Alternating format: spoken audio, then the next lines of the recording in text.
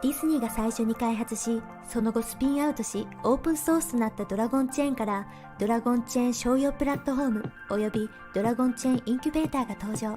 まず資産となるデータの保護に重点を置いているドラゴンチェーンプラットフォームを見ていきましょう。サーバーレス構造を用いた拡張性高いプラットフォームは、スマートコントラクトの開発者たちが Java、Python、Node、C# など使い慣れたプログラミング言語で作り込まれるようパッケージ化されています。さらに、すべてのスマートコントラクトが Amazon AWS とその他の機能にフルアクセスできます。次はドラゴンチェーンインキュベーターを見ていきましょう。ドラゴンチェーンインキュベーターはブロックチェーンプロジェクトのローンチに必要なプロセスを標準化しました。では次にドラゴンチェーンの市場を見ていきましょう。暗号通貨、マーケティング、法律、ソフトウェア開発、採用といったあらゆる分野のスペシャリストたちが集まるエコシステムになっています。また、この市場には開発者たちが再利用目的で収益化したビルド済みのスマートコントラクトライブラリーも含まれています。最後に紹介するのがドラゴンチェーンプラットフォームとエコシステム全体のすべてのサービスにアクセスするためのトークン化されたマイクロライセンスです。ブロックチェーンビジネスマジック用に設計されています。あなたも最も安全で柔軟性が高くビジネス仕様のブロックチェーンプラットフォームとエコシステムの一員になれます。10月2日、いよいよドラゴン発売開始。All right, welcome to the 176th episode of the World Blockchain Roundtable. Our hosts for today are Andrew and Zach from the Legacy Right podcast, Greg from Rivet. I am William, and I'm Joe, founder architect Dragon Chain. Let's see here. Sean's not available today, and Lisa's out today. We haven't seen Dave for a while, right? We were hoping last week. And John is still missing in the tunnels of New York. Probably safer down there these days. It might be. Maybe that was his whole plan. Maybe he just kind of, boogie. Jumped the gun. Expecting a good makeshift bomb shelter. Yes. おはようございます、皆さん。私はウィリアム。Impressive. I wish I knew. Yeah, I don't know. Anyway, I love that commercial, by the way. That's why I finally found it so I could upload it to this. Japanese language has such a poetry to it. It sits right up there with really beautifully spoken English as one of the world's most beautiful languages. Yep. It's vowel, consonant, vowel, or consonant, vowel, consonant, vowel. So really, yeah. And I used to be fluent in it. So really, having lived there and that's studied cool. it. Wow. I could barely make my way in Japan. I think that was Miss Bitcoin that was the voice that was doing the back when we did that whole thing. It was awesome. They did that. We didn't even ask them to do that. It's great. Okay. Let's see here. Quick update on the Layer ownership token distribution from last week's episode. These are NFTs for governance. Every host from last week will receive 222 lot. Every topic contributor, 111 lot. Last week's theme was nominated by Jacob Wayne, the Great, who will receive 111 lot. These ownership tokens come with perpetual passive income, free edits, and governance votes. That last week's episode was quality blockchain projects that have failed. It's interesting though. In my memory, it doesn't feel like it was a super negative episode.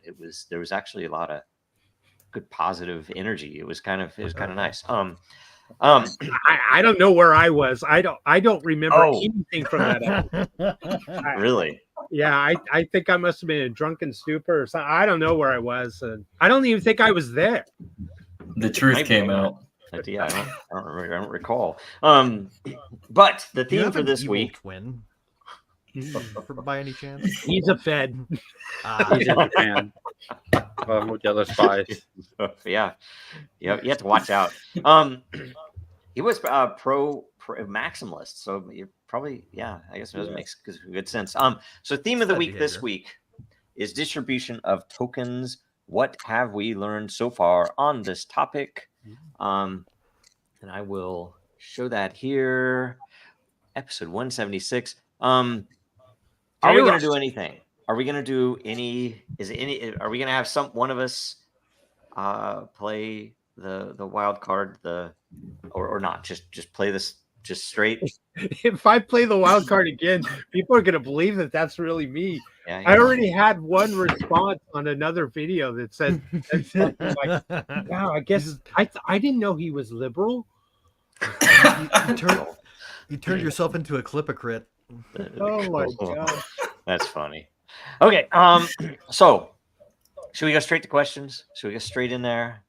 Because that's all I have for Yeah, intros. I guess so. Well, we did we decide the 5th week of October while we're it's the 31st, it's Halloween. The election thing, It's I think, the prior, right? yeah. I didn't know if it got votes or not. So cool. So it's the red, blue, who's best for crypto? Yes. And the logo or the what we is the trolley cars. Maybe I'll gather all of the trolley car memes with the red blue stuff. I don't know. Anyway. Okay. Okay. My favorite one is the one where you pull the lever and it just changes the color of the trolley running people over. Yes. I like that one.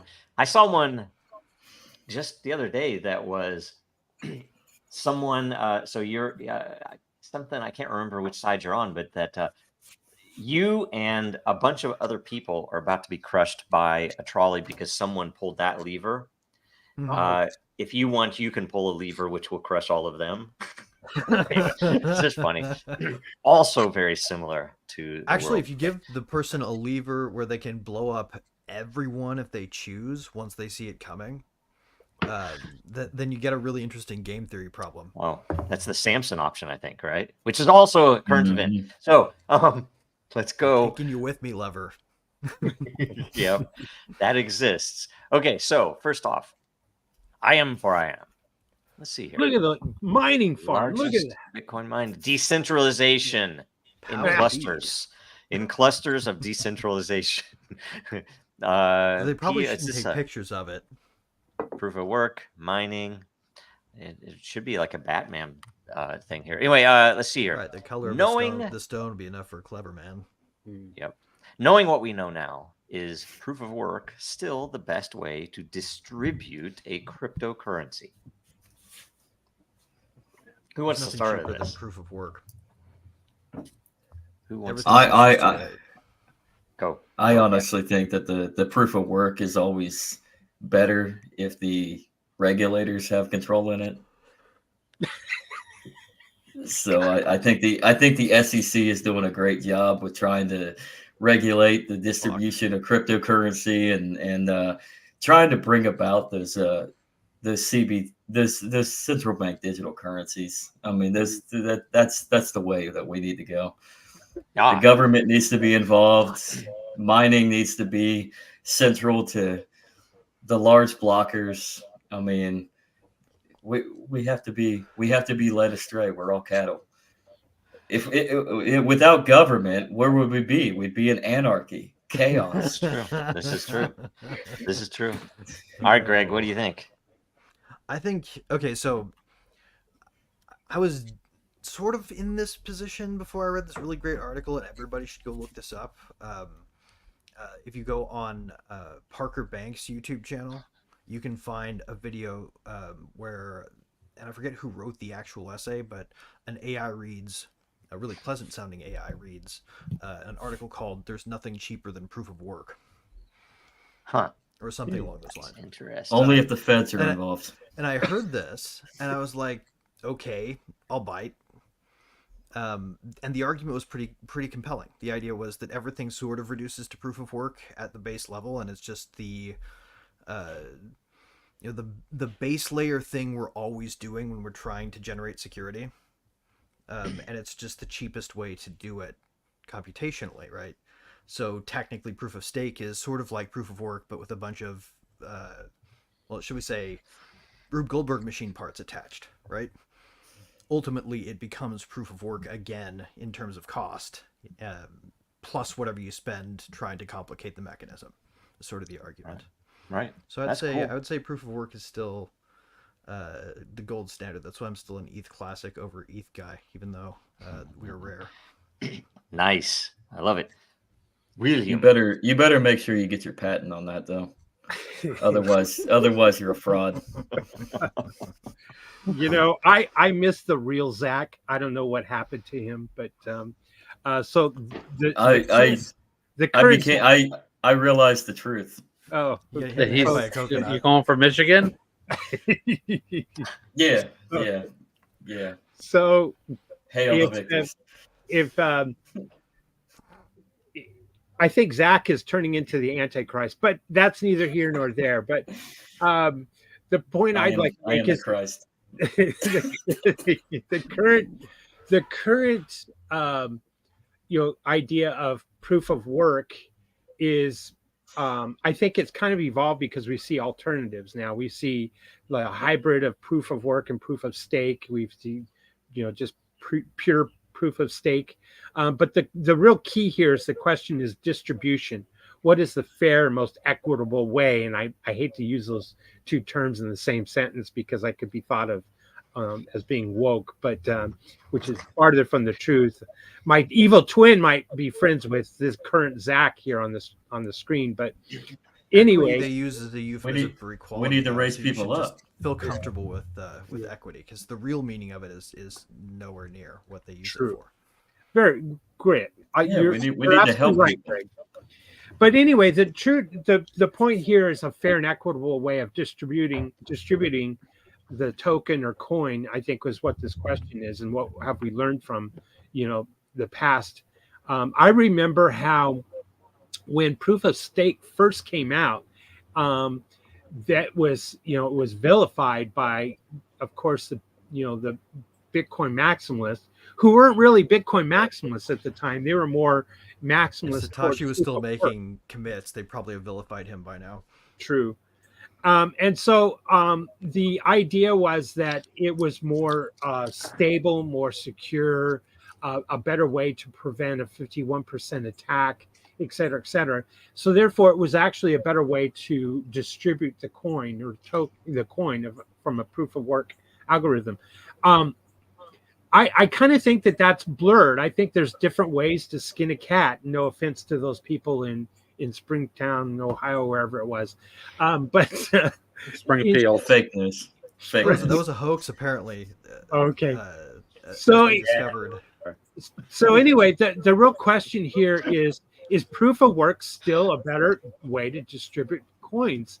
And I kind of think that the jury's still out on that. I'm going to be honest with you. I'm not going to pick a side either way, only because new technology is currently in development. We have other versions of proof of work now rather than just mining. Maybe in time will roll out, and the market forces or more efficient way. Now, I will make one other point. Proof of work is interesting in the energy consumption. I remember banking actually was considered to swallow and consume more energy than mining of Bitcoin, which when you start adding up all of the cost of these buildings and people's travel time to and from work and or to and from the bank, et cetera. So I think that as energy production becomes cheaper and cheaper, proof of work will still remain relevant. And it's still the cheapest. Like when you think about it, the smear campaign was about comparing it to countries and to the number of really expensive things running in the whole world. They didn't compare it to a single monetary system, right? Not one. Had they done so, right, they would have fallen into the problem of like, okay, do we or do we not include the energy spent on gasoline by all the workers at the 50 branches of every brand of bank there is in every city? And the U.S. Treasury Department and at the Fed. At the Fed. Here's the real interesting question about that.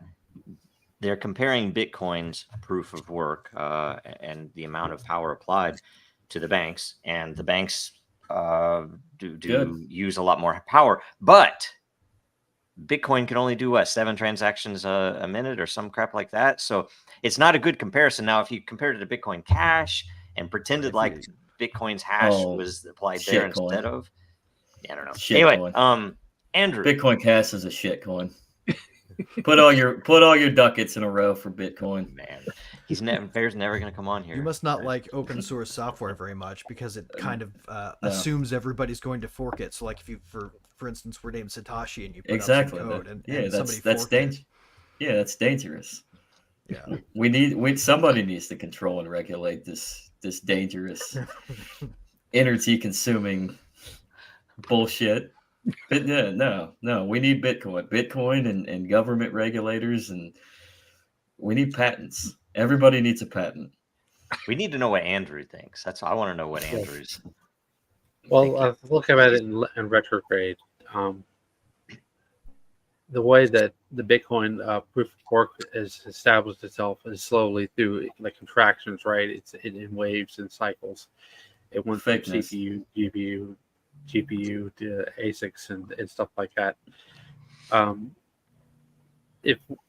If we try to look at the way that like it's been listed as one of the projects on Coin.dant is that they're trying to do fractional reserve Satoshis.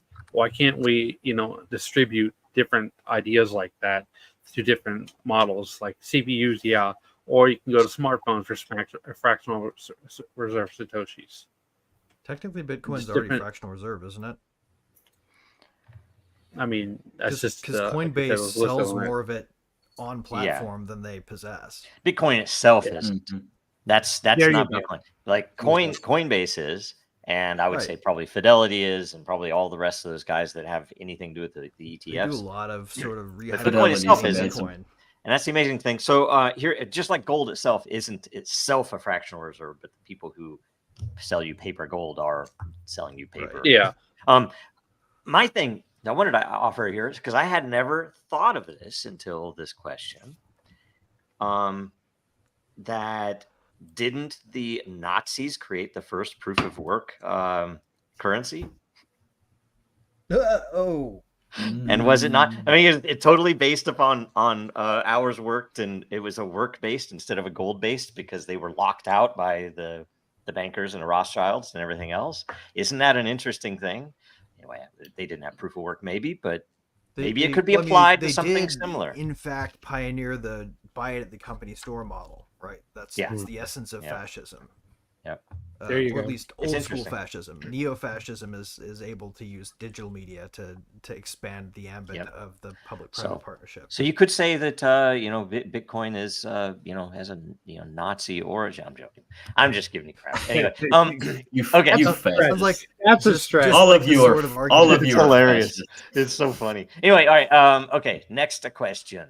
Let's see here. The next best crypto fair launch. Okay, that's funny. Next 10x. Should we post that and have all like the gaping mouth face for YouTube? Is that where we're all supposed? Is that why we only have 43 viewers? I'm joking. Question: what have we learned so far in respect to the initial distribution of a coin or token? What's the fairest way to distribute a new coin or token? Is mining algos like proof of work, proof of stake, or other more equitable way to distribute a new coin or token, or is it better to just put 100% of it on a DEX and let the market decide not only the price but how much is circulated in the ecosystem? I like that idea. So, first problem is like, sorry, I wanted to throw out the need for liquidity providers in order for any exchanges to work. Right, so that BlackRock. That's a great idea. Like really, the thing behind Uniswap that made it famous wasn't the fact that it was a popular exchange. It was the fact that it created this concept of sort of decentralized liquidity pooling, where people could just sort of contribute what capital they had, and in the aggregate, you have a decent sized liquidity pool and trading pairs through some math and magic. Right, cool idea, but at the same time, like a lot of overhead. So I would answer this question and say probably the best one I've ever seen done is Uniswap. Okay. All right. Well, if you think that's the best, explain how Uniswap did it. They took a snapshot of the blockchain that captured people's usage over time, right? And the longer and more you used it, the more airdrop you got. And just one day it was there. Hello, you've got Uniswap tokens. When you show up on the exchange, you click, you get them. And it's just a reward for all the times you've been using it.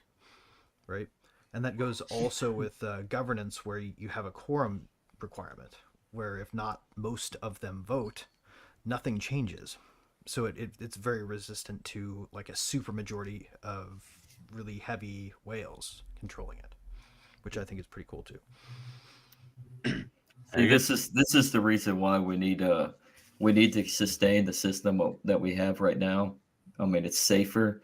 The Federal Reserve needs to maintain its monopoly on the money supply and distribute all the wealth needs to trickle down through service providers like BlackRock and Fidelity and Vanguard, and I mean these are the asset protectors. So I mean, little centralization, some competition here and there with those that actually, matter. So, Zach, I yeah. would think that you must be a proponent of UBI, Universal Basic Income. Oh, I love that idea. I think everybody should needs $2,000 a month. I mean, we're automating, right? I mean, we're gonna have all these people that can't work. I mean, Nobody we got to will pay come our up bills. with any more new ideas. Just AI. Yes, I mean, Yang 2024, write them in. Yep. So and somehow people are going to find the edge of scarcity where they stop wanting more than they have.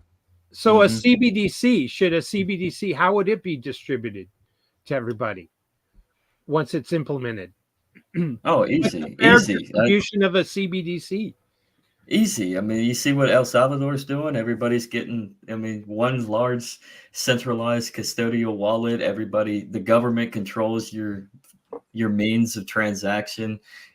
Simply put, you're protected and safe. Nobody's going to hack into the government. So is it a feature or a bug that they can also reduce it if you don't do things like buy enough bugs for your protein at the grocery store, or take too many long drives around the neighborhood when you could have taken a shorter road home, or buy too much steak? That's just protecting climate change. We need to end climate change by law. Okay, Make it legal. By law. Forcible law. Right. Wait, William, did you answer? No, I didn't. I guess part of the Red Sea is what we're at too. I'm looking at the question again. The idea of 100% put on a DEX is seems to be a pretty fair and equitable way to launch a new crypto or token, because nothing has been held back to be, maybe to the creators of the token to get an unfair percentage. And it might be a way to hedge against the Howey test by the SEC. Meme coins, tokens, this is what they do. Now, of course, the insiders know when they're going to launch it, so then they buy it on the cheap real quick before everybody else. Pause for a second, though. Yeah. Suppose you are an open source dev and you're contributing to a project that has almost no resources right now, and the only hope of any of that ever paying out is if you have something valuable enough to run a high premium on a governance token. Right. So they really should get like a decent sized chunk. Like the contributors who built it probably should get like an imbalanced share. Yes, but if you're in the EU or if you're in the US, that's where the Security Exchange Commission and whatever the equivalent is in the EU is going to put down on you and call it a security. They attacked the one thing that they knew they could make a sting with, the developers. And that, I would say, almost like propaganda. That is part of the talk about these ICOs and these initial payouts to the people who made the coin or token, created a security by creating kind of a not just a payment for their creation or their work to put it out there, but made it a point of kind of an enterprise, or on the backs of these individuals is how we're going to hang the price or discover the price. Right. They need to work, so therefore they fail the Howey test. So I think when the whole point of it is to funnel people back into the system where they're protected by the qualification rules, so that only wealthy people are allowed to contribute and enjoy the fruits of capital formation. Yeah, which is horrific. The idea of the retail investor must submit, that they have, $100,000 and fungible assets that are able to lose to be able to qualify to invest in certain things, in certain products. It's wrong. It's completely wrong. One of the really key thing too, like, have you seen people go into their investment series A rounds, right? Now they go into their investment series Q or AAQ. Like, they'll go through the alphabet multiple freaking times with these fundraising rounds. Nobody ever goes public anymore. Frank Dodd made it so that all of the alpha has been eaten by the time anything goes public. Or how about it's a beta only ChatGPT market, basically. Look at the ChatGPT way. They were started out as a nonprofit, so therefore they didn't have to pay taxes. They could spend more money on its own development, and now they're converting into a profit entity. So this, if they pull this off with the lawyers and with the government regulators, then this could be a new model for a company to compete. Brilliant. Shitless at the early the era of democratized fucking capital formation. They're scared shitless of it. They try to kill Kickstarter too. Remember that? Right. But I guess the point here then is, again, keeping in mind we're talking about distribution and initial distribution in the question.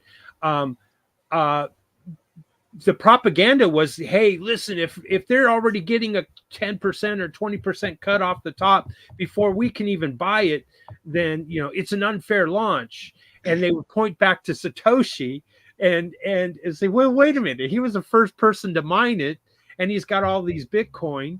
Now, of course, pattern example. That's why he did that. So I guess the real issue here is, Greed. What is a fair way to distribute a brand new coin or token? Corporate greed. You greedy corporatist. Satoshi was a greedy corporatist. That's why he mined all them Bitcoins and stashed them away. He just wanted all the profit. We have to keep the regulators away from it, because then it will be permanently entangled with government. Well, we know you pay off. That would be a good thing. Andrew Joseph, your last name, by the way? It's my middle name. Okay, all right. We'll make sure. All right. What do you think? Well, I guess think in a way that in a way like kind of if fusion between airdrops and a privacy coin, where if you have like you guys said, like Greg was talking about earlier, how they had a GoFundMe, but in the same style as Bitcoin Cash had a GoFundMe model, not like the development team, but there was projects by individuals, and just I don't know, somehow tie an Ethereum contract or address to a privacy coin, and then say that what are you trying to hide? There's an idea. Everything. Criminal? No, I'm just. Are you a criminal? What are you hiding? Yes. No, I'm just trying. If you have these private coins, right, and if you can list that this is like a private airdrop to this specific address. Yeah, sort of like a Tornado Cash style drop bucket, but anybody can claim them if they've got the key delivered to them. Real quick, I want to shine the light on the lack of fairness in the traditional, so the non-token markets. And so you guys, William mentioned the rules for accredited investor, but I wanted to give you like the actual numbers. So you either have to have a certification recognized by FINRA or something that you're a licensed investor or something. You have to have an income of 200,000 in the last 2 years, so 100,000 a year, or 300,000 when you combine it with your spouse. That's just income. And then net worth more than 1 million, either individually or with a spouse, not including your primary residence. So you essentially have to have a lot of money. You can't be just when they stuff you into that house prison, right? When they stuff you into that mortgage prison, you go into a box that locks up all of your net wealth and excludes you from probably the best way to generate it. Yep. And so I'd say the traditional markets are not at all fair. And I think that's some of the reason the SEC exists. And that's definitely the reason the SEC came after projects in this industry because they were radically more fair. Even in some of the worst cases, they were still more fair than what people would get in the traditional markets. That you could actually, I used to say that the big what people think of as the bubble in late 2017, early 2018. I totally disagree. That I think that it was the first time in human history that anybody in the world could participate in an early saw what free market in fucking asset. capital looks like, is what you Yeah. saw. That's what it was, and it was like, holy crap! And you had to expect that even with the numbers we saw, really. I think they were far lower than they would be, Sweden not looking because down. people, it was still early where people were still trying to figure out how do I get a hold of some Ethereum or Bitcoin to participate? How do I, get through this and do these things? There were a lot of people who had still in that time period hadn't touched it yet. Were interested and started to get in, and so the number was set to go I think exponentially higher than it did, but it got canned so quickly. All we'd have to do to get that so back scared. is just say that ICOs are presumptively not going to be regulated by any current regulator, and if there are going to be regulations, it's just going to be a new body. Yeah, that would at least make better sense. And just let people go to town and police themselves to the best they can, and also be really tolerant of ideas that fail genuinely. Gosh, that sounds familiar. That's what we did for the internet. As many scammers as you have to be to get one good idea. Yeah, you think about it. That's exactly what we did with the internet. The internet become a multi-trillion-dollar positive for the world, right? Although maybe not for the same people that are against us right now. And then Gary Gensler happened, and they fucking started only doing meme coins. Clayton started it. That's right. Clayton started it whole thing. I've often said that traitor.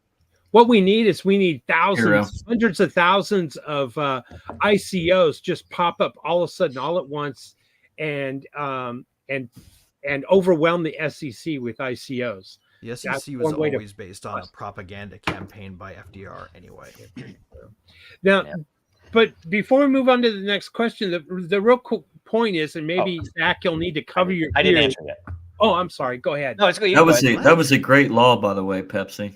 Yeah, all chickens should be registered. Everything should be registered. Real quick, I mean, I think behavior, and by the way, or like somewhere else, a well done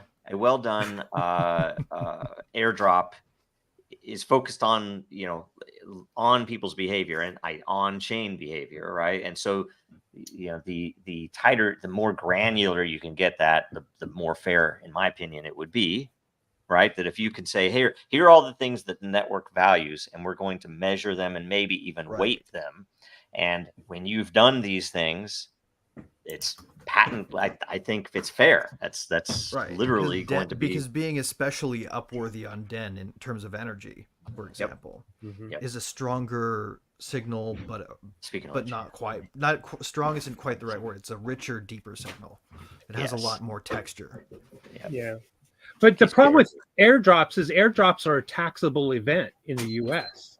So now I'm getting an airdrop, right? And now they're going to come after me for taxes on it, and I didn't ask for it. Not if they go out at zero. And if they go out at zero, the world they want to build is where people start arguing over who pays the gas.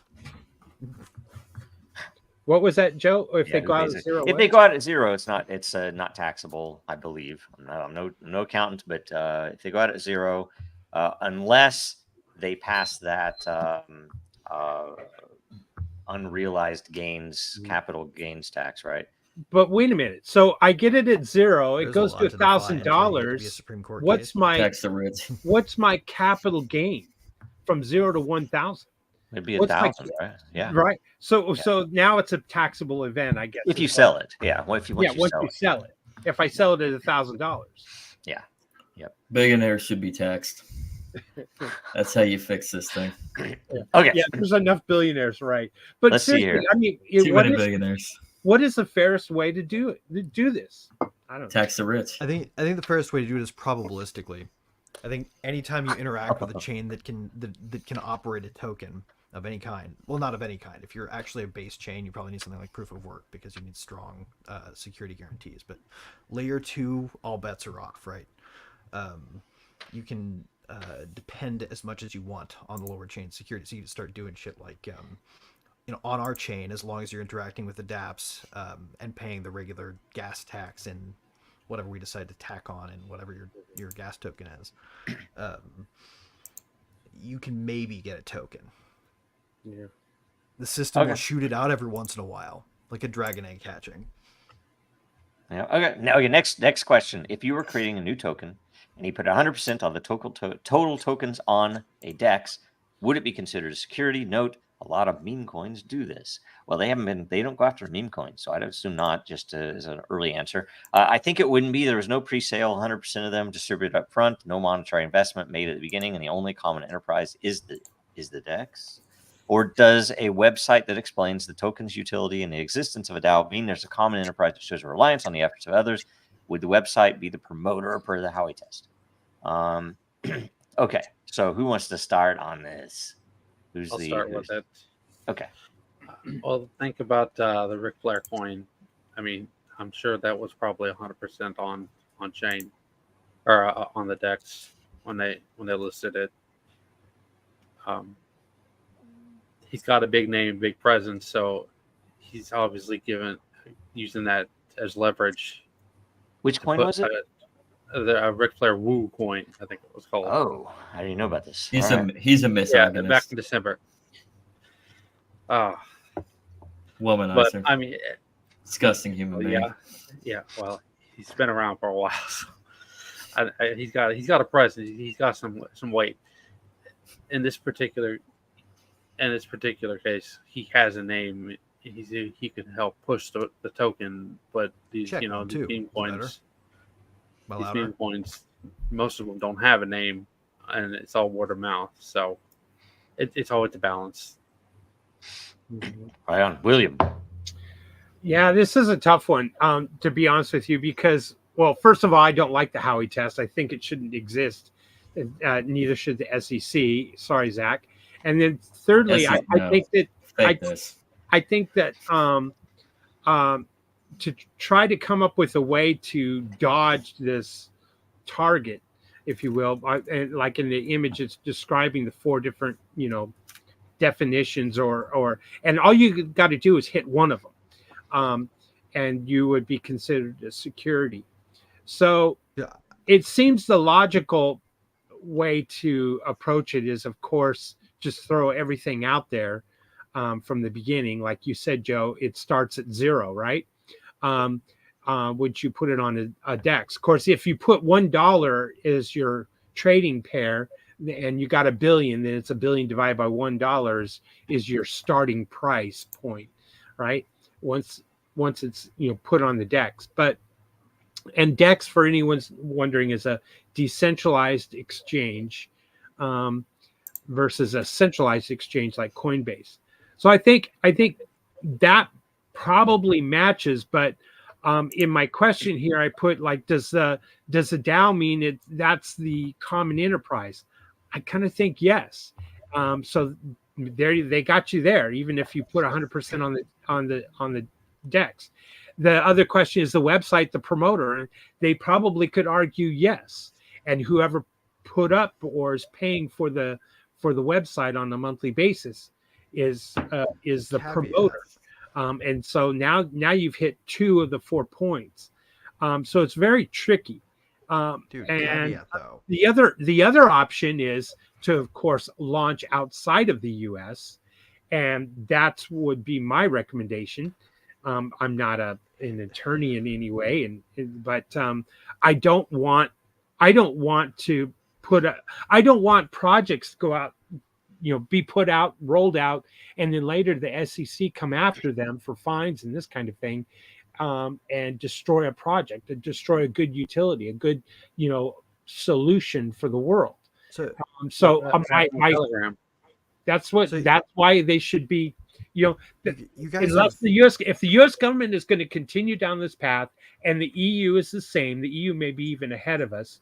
If they're going to do that, then yes, the market forces will win, and they will start launching elsewhere and do these things elsewhere, and Allow me. Americans and Europeans will be shut out of the market unless they VPN or can do some other kind of firewall privacy dance and participate in the market. Allow me to propose Right, something great. radical. What if instead, try to find a way through the best guess maze of their interpretation as we think it could be Uh-huh. one, right? We've already agreed to their rules from the beginning. However, right, like we have Loper Bright Industries just happened, right? Chevron deference is dead. I think somebody should just fire up as many ICOs completely blindly in any fashion they choose and wait until the idiots take the bait and sue you, right? Then just make one argument. Chevron deference has been overturned. There's nothing in your enabling acts. You have no authority here. But that takes money, Greg. I agree with you, but it takes a lot of money. Right, but if And you there's a saw lot of that attorneys coming, that you aren't could going to go up re-raise. against it. There's a lot of attorneys that aren't going to go Well, up but against wouldn't that be? What if you did? And by the way, no, I'm not a lawyer, and this is a brainstorming session. And I know people probably are watching me and say, "Oh, ha, ha, you said this, right?" And we're in the middle of a bunch of No, bullshit right I now. think the So, battergram approach is so an ideal approach.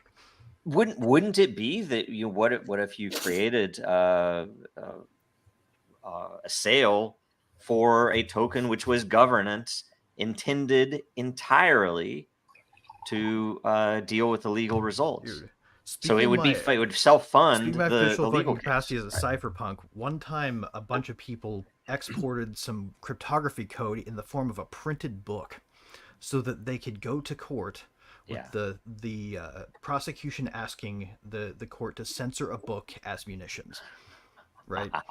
Yes, that's and awesome. they dropped the case and left it alone, right? Yep. This is something that a very few people get to do, is to just be the bull in the china shop that makes them address an uncomfortable question that they Yep. should. Well, if we go to trial, I'm gonna for example, I'm gonna how many hundreds of millions of cryptographically signed transactions exist on Dragon Chain, and it's proof of the utility. It's proof of a bunch of the things that we've asserted that they still don't understand. And if we were to bring that in on paper, bound or not bound, into court, it's like, well, Right. It's like wait until they send the general information letter and reply with a we're not replying because we don't think you have jurisdiction in this matter. We've copied our congressman. Oh wow. The only thing with utility in the cryptosphere is Bitcoin. Bitcoin, especially, and Lightning was the greatest idea ever. I mean, come on. I mean, I think you have to have everything else is a talk about Lightning, everything man. else is everything else is a shit coin, and that's why we need government. I mean, Chevron deference. I mean, come on, man. What the hell was the courts thinking?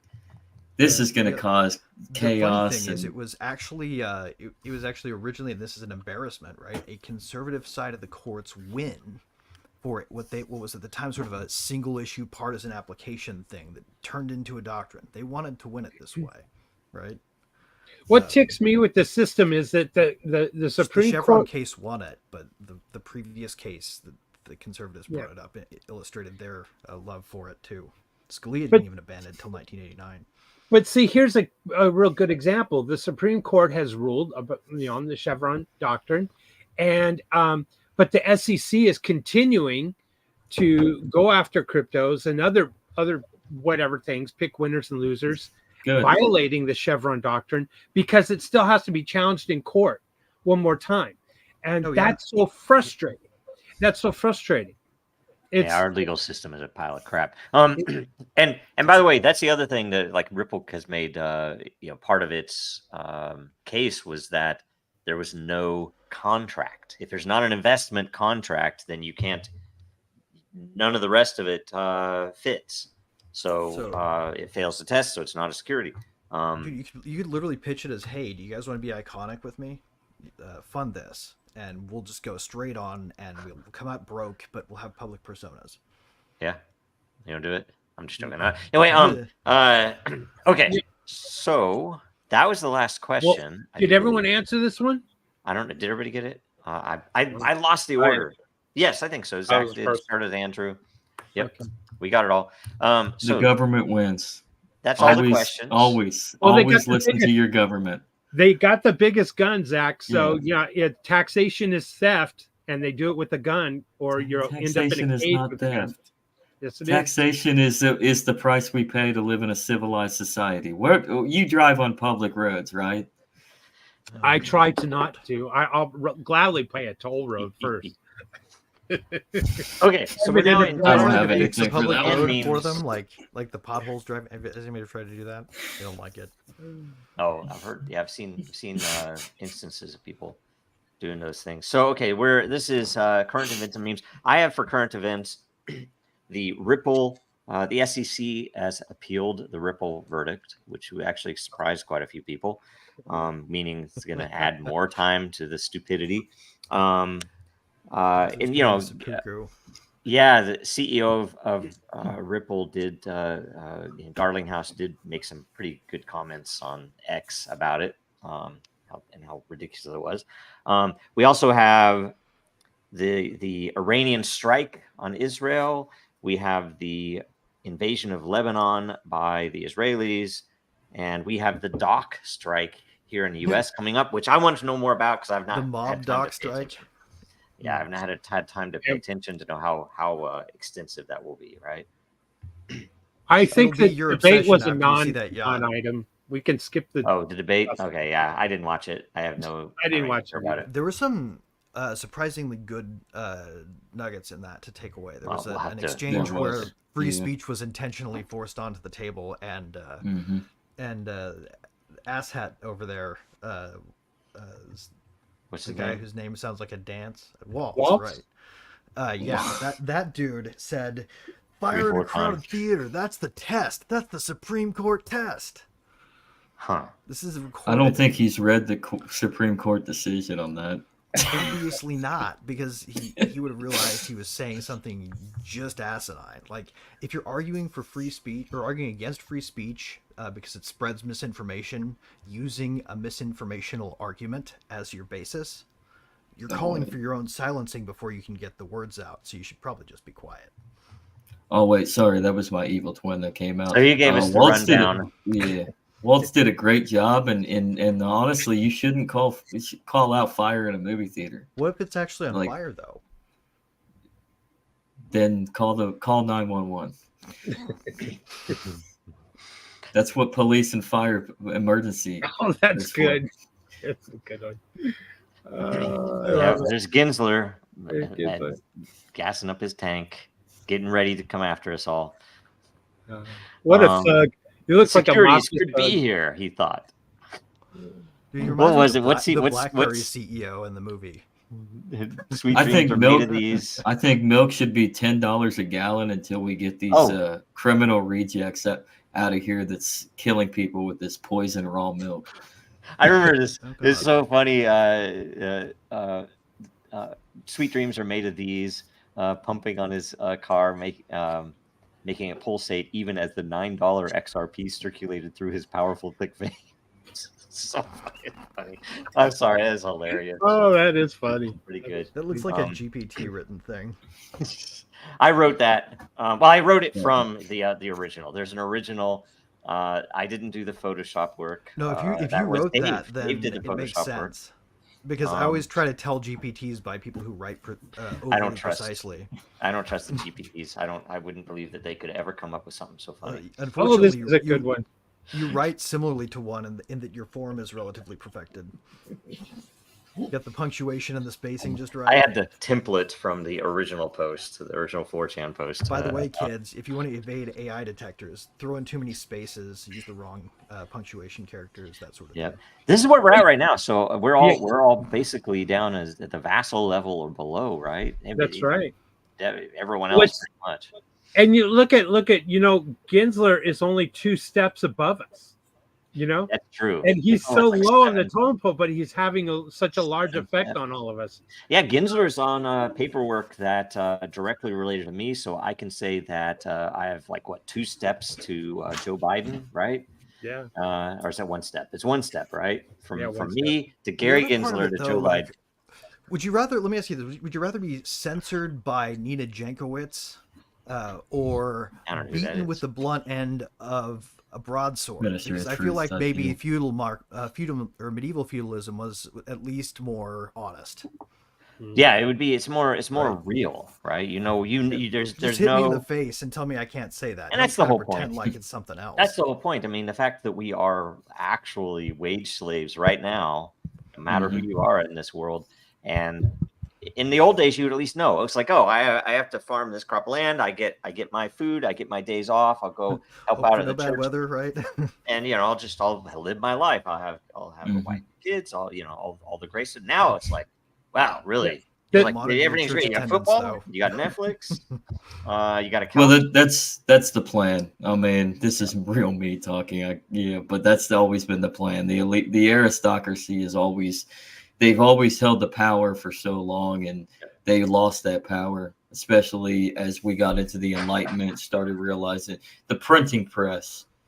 Johannes Gutenberg's printing press kind of helped that, where we now have an ability to get information out to the masses on a faster, higher scale, and so they're trying to get what they lost and bring back that control mechanism where the lords own the dominion and the serfs just work the land and live it. They were pretty and- happy with themselves yeah. for throwing shit off the rails right until about the time it backfired. I'm proud of Yeah. you. Like I'm proud of you, Assange Zach, and because I thought you were going to Snowden. say that the information needed to flow through the Ministry of Truth through government first before to the people.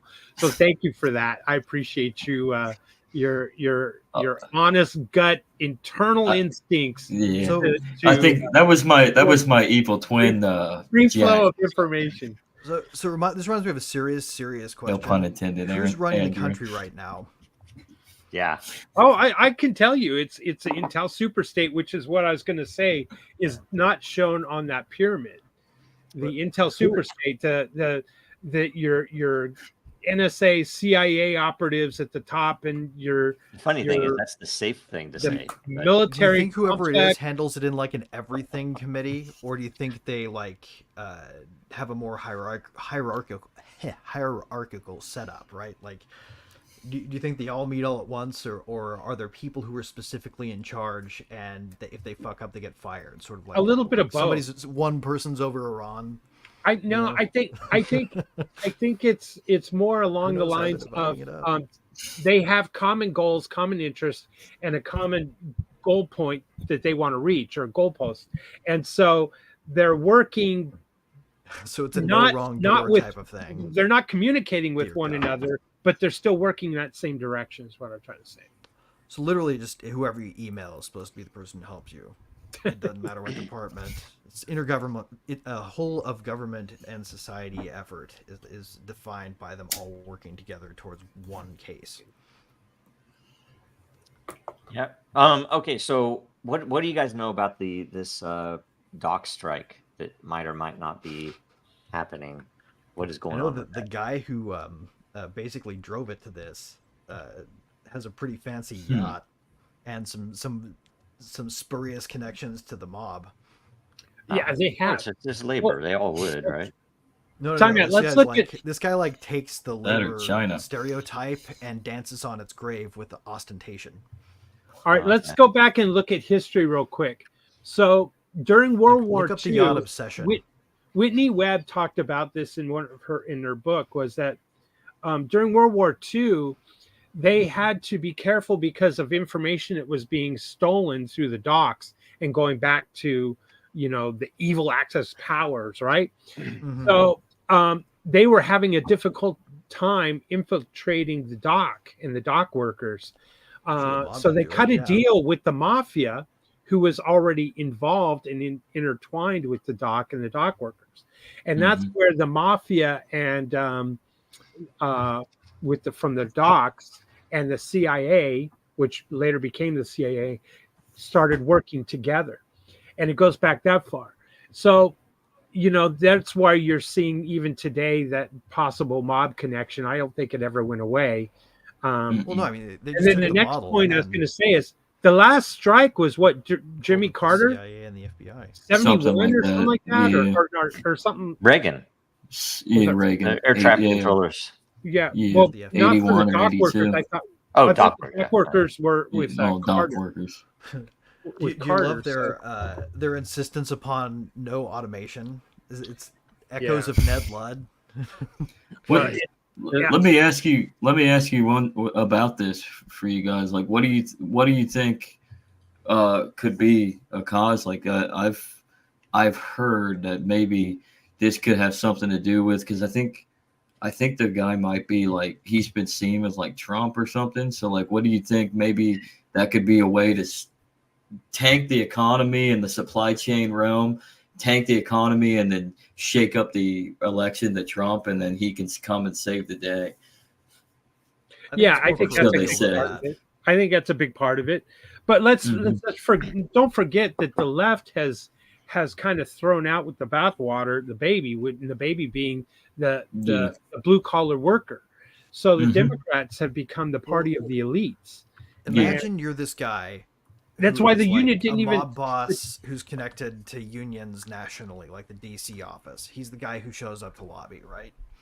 Imagine him picturing what the next regime is going to be like, and wondering whether or not he should just play all of his cards because the game might be over, right? Because if Harris wins, then he gets to keep playing.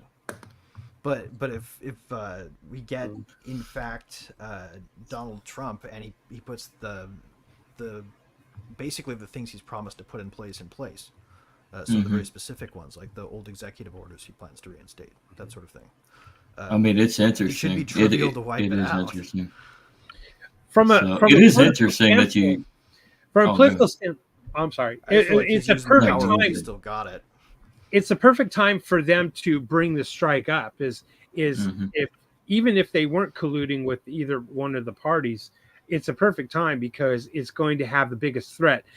Those containers need to start being unloaded now to get to the distribution and then get to the stores by Black Friday, for the Christmas rush.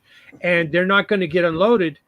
And then now let's look at other things that are on those containers, all the perishable goods, your bananas and fresh fruit and this kind of thing. And going into the winter months, we've already, the U.S. is already, it's fresh, say stone fruit, apples, peaches, plums, nectarines, these kinds of things, and grapes. They've already essentially worked the very end of that market, So now Chilean fruit is going to start coming up into the U.S. Well, it's not going to be able to get to it because it's going to rot on the ship, out at sea before it can get to the port and unloaded. So we're going to start seeing very quickly a hit, not just to the economy, but a hit to goods and services that are available. And it's going to have a huge rippling effect. I think that's way, man. Yeah, that's where, like, especially with this coming up, like you brought up a good point, William. Like, this is messing with the food supply, especially as we get into the winter months, and this is why it's imperative that you find and make a relationship. Like, go to your local farmers markets, like right now before they shut down for the season, because that's the only way you're going to be able to probably get your fresh fruits and your fresh vegetables, because you're going to have no access at this moment. If this strike continues to go in full, you're not going to be able to get that. So I mean, especially if you don't live like in the open parts of the Midwest, so to speak. But you have a lot of that is locally sourced. Remember, these ships that go to the port, they're offloading, but they're also loading American goods that are going to go abroad as well. Now our exports aren't as vast as they used to be, right? But it's still going to have an effect. Maybe a granary, and the farmer might have gotten paid, but because now it's sitting in a grain warehouse and now it can't be offloaded and put on a boat and say go south, to Central America or South America or to India or wherever.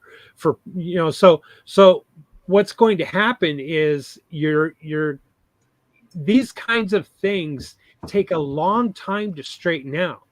The boats can't stay offshore forever. They have other items and other drops to make, and the ports are going to be filling up with containers. And remember, it's insane. I don't know for many of you know, but demurrage is when there's a delay at the port, and they're charging you basically kind of like when your vehicle gets towed and it's stuck in the impound lot, and they're charging you every day. Well, those demurrage charges are insane. They're extremely they're racking up a expensive. bill, right? And they're racking up a bill for the far privilege of being beyond parked, basically. right, far Like beyond if the McDonald's value. charge you while you wait for your food.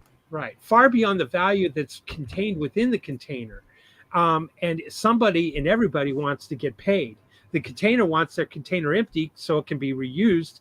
So they're losing revenue. You're losing revenue because your product is not getting off and sent off to market.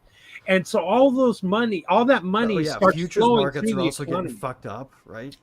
And it really, in a very short time, it's going to get devastating. And to put it back, if they solve this crisis, I'll call it a crisis, an economic crisis. If they come to the table and come to an agreement, it's still going to take weeks for that flow to happen. And the container that's got a bunch of rotten bananas in it, it's got to get cleaned out and unloaded and dumped, and that's more delay for that container. You're That's also a going to get a specialized whipsaw container. effect when it comes out of it, aren't you? It's a huge mess. Political stunt.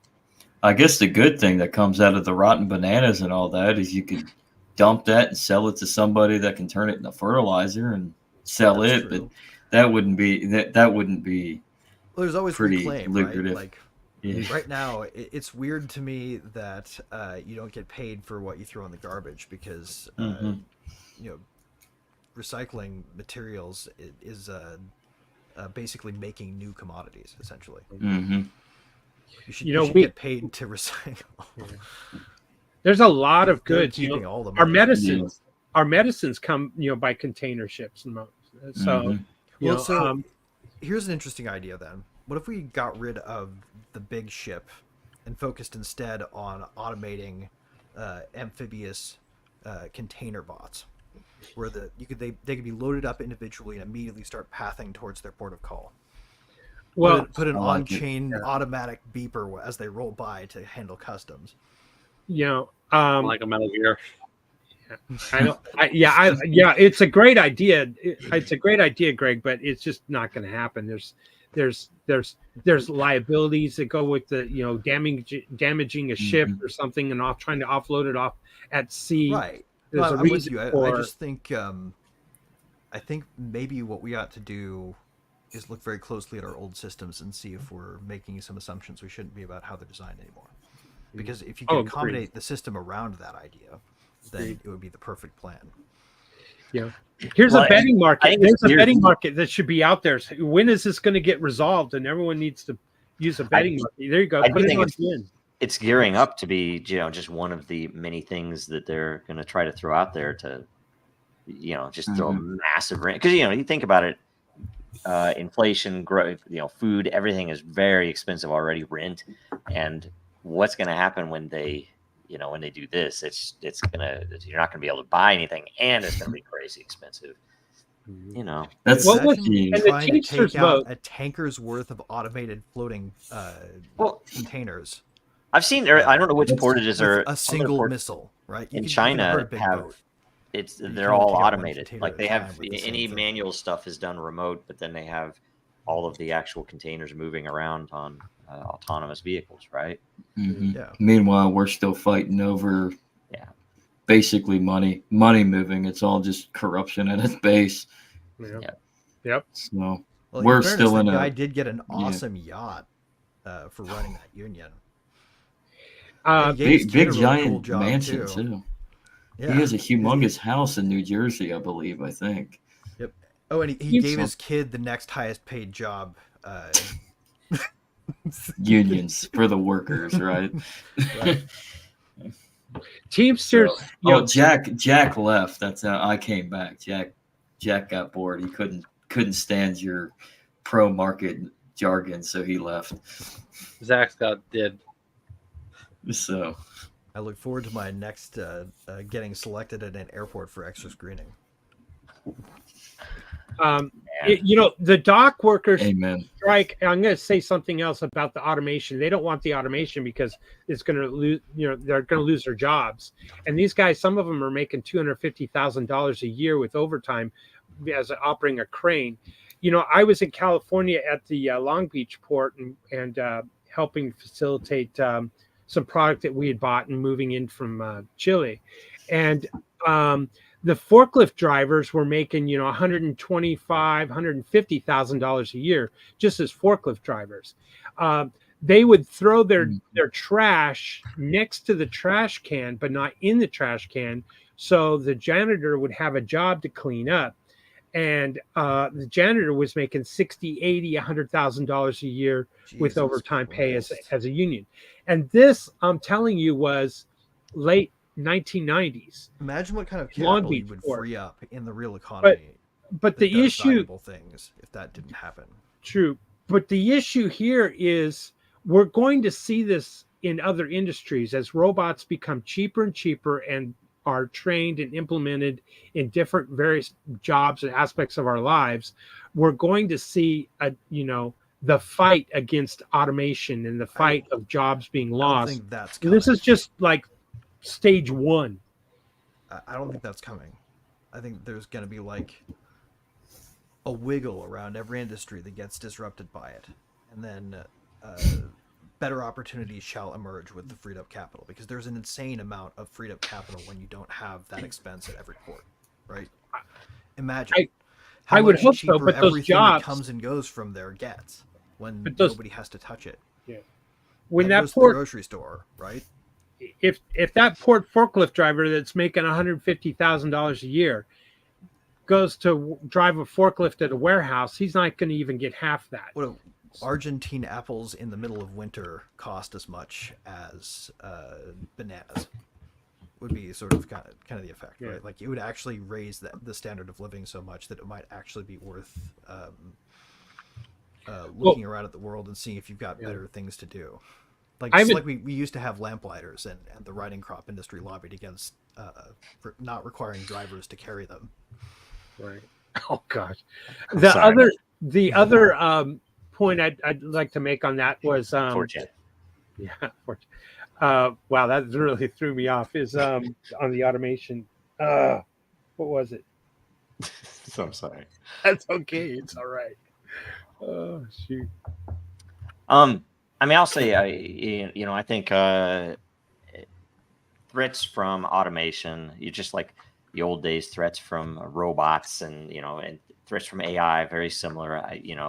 They're definite things to be aware of and risks, but I think for jobs, I really think it's, advance of technology and capabilities. Do you guys think Buggy humans whips. are going to stop wanting more than they have, though? Buggy whip manufacturing. Well, there's an argument. That's what I was getting ready to say is They're not. to grow the GDP, we need to grow the GDP to be able to pay down the debt, is what people will argue. And the best way to do that is to get more GDP, more production, more efficiency, and robotics and AI is hopefully will do that. So we could essentially triple, quadruple our production with robots versus an individual. That's the hope. The problem with that scenario is the ownership of the robot. The common man is not going to have the common person is not, sorry, Zach. The common person is not going to have the ability to purchase a robot and extend their income levels, shall we say. Well, this is why we need Star Trek socialism. that's not necessarily the case, though, right? Like, add back in ICO-style capital formation, and then answer the question again. To reach a post-scarcity world, we need to figure out the means of actually creating a replicator. You and And the three then best we're- bots can we're afford one safe. robot if you're allowed to pool it in a micro business that doesn't get taxed to hell and has to have to file a whole bunch of crap, basically. I don't know. I That's think funny. I think people are worried about a thing that will never happen, and that will be humans not wanting more than they already have.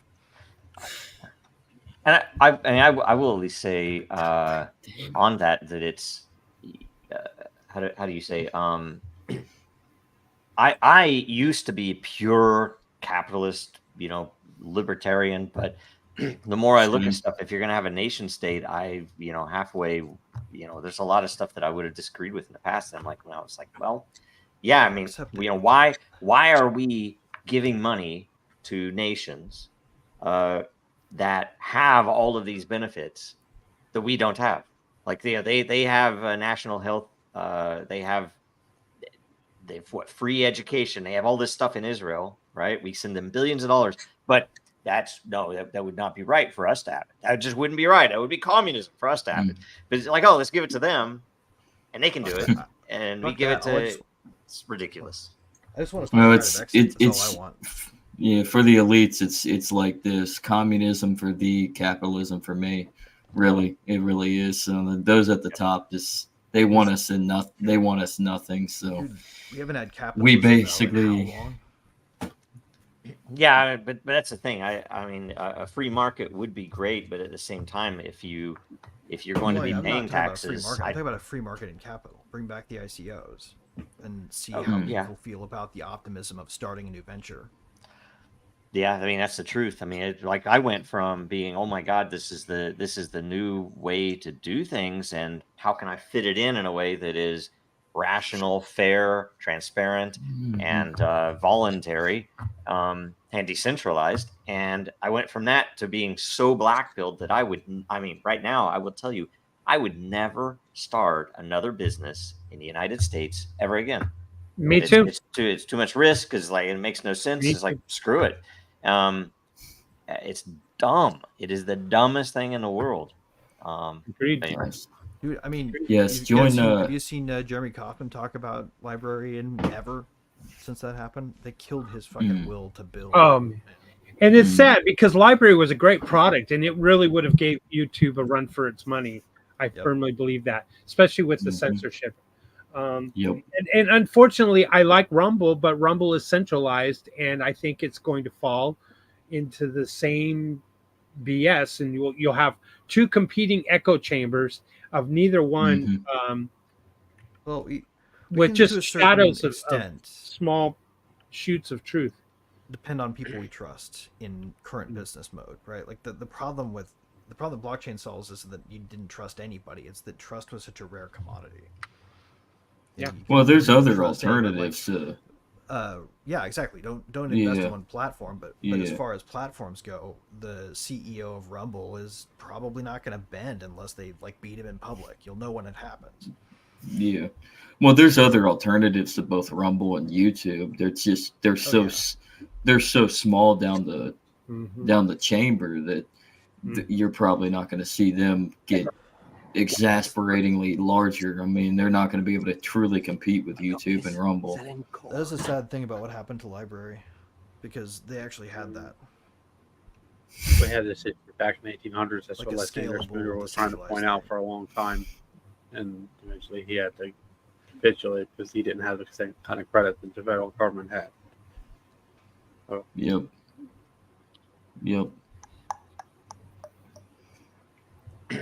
Well, I have one video that Greg passed to me, so we could play that.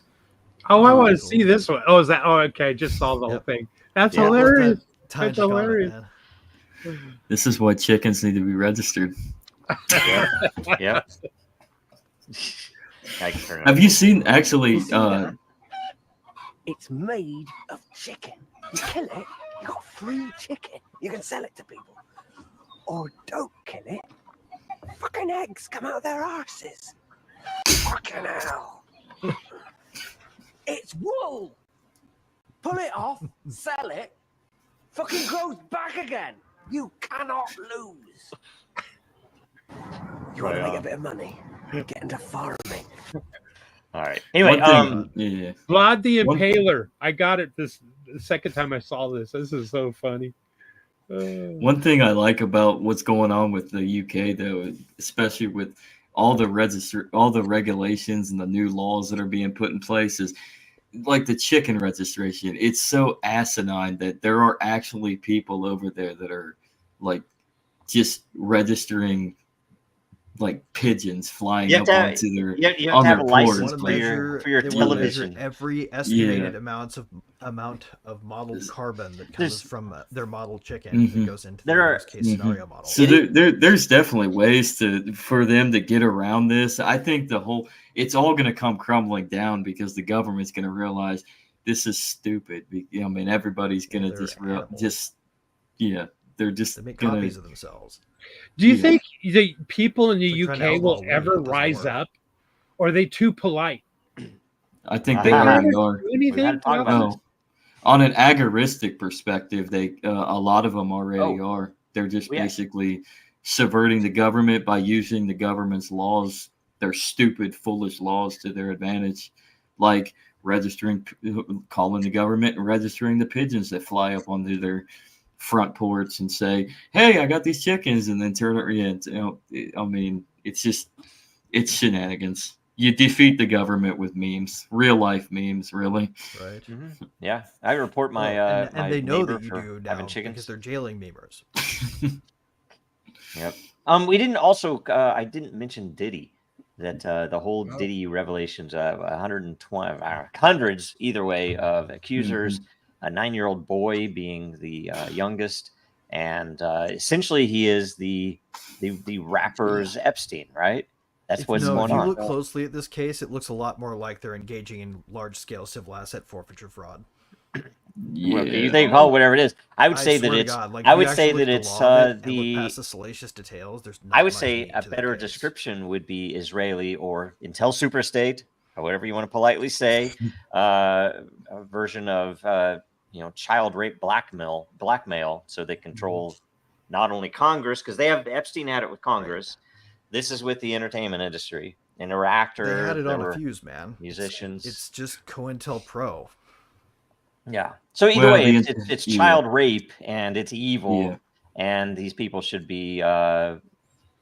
ended one way or another. Especially I know- anybody who maybe did that because they wanted to catch somebody with bad photographs, so they had power over them.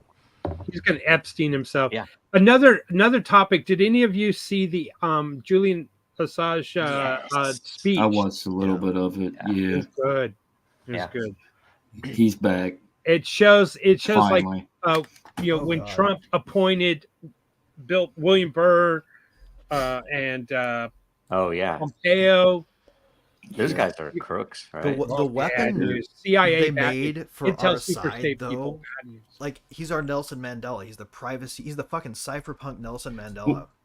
Didn't free Pompeo? Yeah, With all that gravitas now. Mike Nobody can look Pompeo? at him and say he's Yeah, arrogant. He's didn't- been imprisoned. He's a yeah. wizard, man. Didn't Pompeo actually as the Secretary of State under Trump? Didn't he like orchestrate a plan of assassinations and try to actually CIA. have He was Assange CIA. assassinated? CIA. That's when he was CIA. He was both. He was Secretary of Everything. State, then he became CIA. Well, I know he think, was CIA. right? Yeah. They had an Yeah, I FBI forgot he tail on was his wife CIA, and kids with a mission to get one of the diapers. Really? Well, don't you guys look up Disgusting. how MK Ultra works and what is Yeah. known? What little Pro. was declassified about it, and how freaking unbelievably sci-fi, unbelievable. You wouldn't be able to make a movie about this because no one would believe it what they did. Actually, dude, have you guys seen the new Nobody Wants to Talk About Jacob Applebaum documentary? No. No. This needs to be watched. It's a little bit of a trick. You have to have a VPN that can go to Canada. Because it's on the documentary channel. Or you can skip it and go to the IPFS link that I have if you want it. Who So is Jacob I made a copy. Applebaum? Applebaum. Jacob Applebaum was at one He has a point Wikipedia page, man. the- I don't trust I don't trust him for shit. If I've never heard of him and he has a You, Wikipedia sir, page, need to watch this I before think- you say that. I think, because what I understand on Wikipedia, you can only Jacob have a Applebaum. Wikipedia page if you are quote unquote notable. And if I've never heard Mm. of He was you the before, first- and I see they were fully he extensive, was and it's the not been first removed. trial case on the He went to hit him with a University of sex scandal smear. Washington's. He was at WikiLeaks, so that's a positive. Okay, let's go to early life. Early life. Tested out of high school, went to junior college. What? Dude, Jacob Is he the one that is a legend. was arrested that It's Julian Assange was talking about in his he's speech? IO error. He's like one of the OGest cypherpunks since He's the an list atheist, ended. Jewish background. Why is that in personal life instead of early life? I thought that was the other way. Anyway, whatever.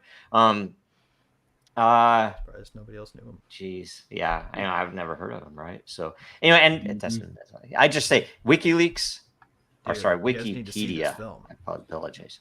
So okay, maybe watch that. It shows you how COINTELPRO works. Why I swear isn't to God, it open there's source? literally- Why is it on? Why is it behind a paywall? Because there were threats made to the filmmakers for making it. I don't know. I don't know if I like the guy. Look at his. Dude, you really need to see it. I swear to God. I don't know if I trust that guy. That is such a doctor Sorry. photo. He looks like a Jew. Is it? Is Dude. it? Okay. So anyway, let's see here. Fuck, really? The Let's see here. Iran strike. Iran strike. So what do you guys think of that? They hit that. They hit apparently only the airport, the air base, if that's correct. I don't know if that's correct or not. And the Iron Dome did not fully work, I guess. Well, Right. hold on. Or they let it. Or because originally the Israelis and the U.S. media was saying that the Iron Dome did work. And I got a personal story in this because our 17-year-old came to me and says, "Hey, so," because he's starting to have these questions about the government, and I don't know where he's getting those ideas, and questions or doubts about the news and information he's gathering. And he's only 17. He's never been involved. He's very apolitical, right? So he asked me the day before yesterday, he says, "So can you give me some kind of news places I can look at on my phone?" And I gave him ground news, and I told him it's going to give you a filtered right and left side, but all of the sides of information is probably propaganda. But that's a good place to start. And then I told him also about redacted news. And so then he goes to redacted news, and he tells me yesterday, they lied. I went to ground news, and they said that Iron Dome protected them. And then I go see redacted news, and it shows that these even hypersonic missiles are getting through and striking the airport. They lied to us. The government lied, and it was both conservative and Democrat, liberal. They lied to us on ground news. I thought it was hilarious. You showed him the Purple Empire. Good job. Yeah. So I allowed him to discover that on his own. And he says, "Oh, wow. So these people from Redacted, they're Americans, but they live in Portugal. Is that why they're seeing things that we don't see inside the U.S.?" Yeah. Smart kid. Dude. I like Blow them your though. mind is They you change really do localization and do the present same a thing. nice perspective on Redacted, It's a good site. which that's what we need. We need a little bit more clear messaging. And the Russia. Also, I think and an that kind of astute thing. choice because it doesn't go as far afield as maybe like So- Zero Hedge. It's just like a group together. The Iranian strike, the invasion of Lebanon, ongoing Gaza stuff. I have seen fewer dead babies on X because they're showing more missiles hitting Israel instead of showing as much in Gaza. But I'm wondering, where do you guys think? What do you guys think about this? Because I think it's like, holy crap, it's obvious. I've been saying this for months. Everybody else has too. That they want a war. They're trying to create a war. Building towards it, yeah. That was the whole point of the together. war. Of the Yeah. president is to be the commander in chief, and we have one that is literally suffering from mid to late stage dementia. Yep. But he's Somebody not else is commander in doing chief. it. Somebody commi- else is doing it. He can't even Somebody command his else, own yeah. ass. Right, I know Yeah. exactly, but they're still saying it's Biden. They're still releasing fucking statements under his name, like he's talking about it. Yeah. Well, they have to Is do it that constitutional? because he is president. I mean, they have to make it look President. like he's president. So when Yeah. was the last? Was it not When like let's say by year or decade? What would you guys think was the last time that our republic was constitutionally sound? That it was actually what it claims to be. When did that end? Articles of With Confederation. Okay. I don't know. It ended with Lincoln when we went to war with each other. But yeah, to William's point, the That's probably Articles true. of Confederation. You could say Whiskey Well, I mean, Rebellion and was the that was when they beginning of it. started Like, might be this- Yeah, small. but detonating Whiskey Rebellion like the writ of was habeas after. corpus went out the window the because Constitution. of Abraham Lincoln setting a precedent, essentially. Yes. Yep. Yes. You know, Well, I think what Horrible. Lincoln did was he set the precedent for the utilization of what the Constitution, from my opinion, was meant to do. With those pesky Bill of Rights getting in the way, that got Right. added so we could later. But Madison was always right about it being unenforceable against a corrupt regime. yes. mhm. Yes. Yep. Well said. I used to think at one point it was the JFK assassination in '63. Mhm. And that certainly was maybe he was a little bit more, even though he got in illegally as well because the mob helped with the vote in Chicago, Yeah. but and Hawaii as well.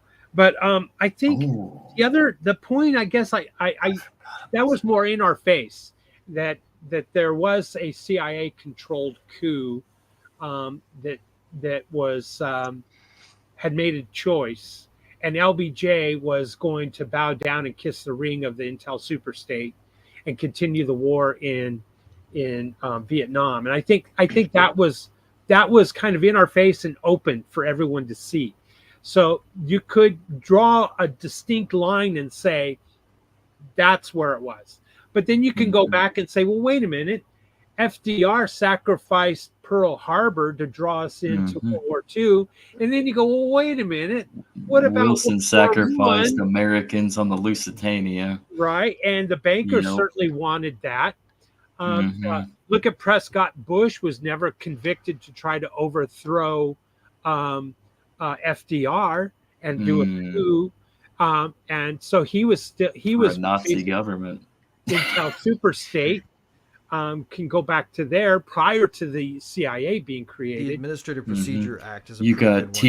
you have TR, everybody's favorite Teddy Roosevelt, who pretty much embraced the Lincolnite precedent and expanded the state expanded the USDA, and then on top of that was able to get the FDA, or the Pure Food and Drug Act, signed into law. So then The we went wrong FDR with Hamilton. I mean, we went wrong with federalism, essentially. with We- Hamilton. we did. The Federalist Yeah. Papers were the propaganda that set up the neocons to do what they're doing to the Democratic Party right now.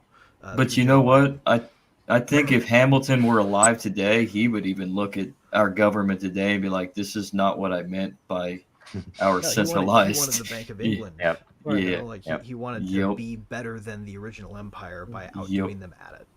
Rousseau, Yep, exactly. the social contract. Rousseau predicted this, that we Mhm.